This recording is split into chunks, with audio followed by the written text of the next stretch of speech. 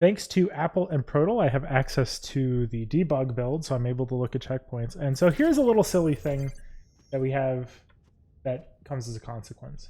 This is the trigger that turns off the power to the elevator, and so you end up waiting a long time in the elevator.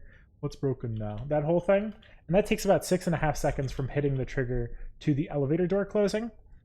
However, there are ways around this. Most obviously, you'd be able to fly over this. Though there are no promises that this would be an easy thing to pull off, because like if I sneak out the front, I'm just barely not touching it. But as you can see, if I run in here, the elevator closes instantly.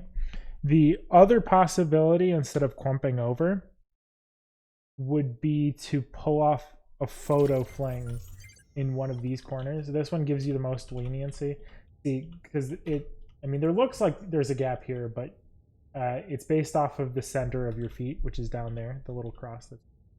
So if I try to like sneak through here, yeah, I hit the trigger. No question about it. However, if you were if you were able to say photo fling through this gate here, which is actually a lot easier because the directions are a little bit odd. So you'd be able to do like 100 minus 100.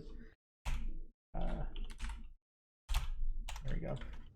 Then you can actually just run around here, and that would also be sufficient to getting through.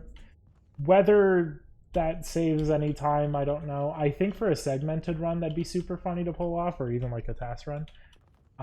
Whether this actually like saves time in a way that any human could appreciate, I don't know. But I guess this is just sort of news to everyone else that we have access to the debug build. We've had access to it for a while, but I've gotten it, and that's the important bit. I'm sorry, I'm not that important. I'm just kidding. Cool trick.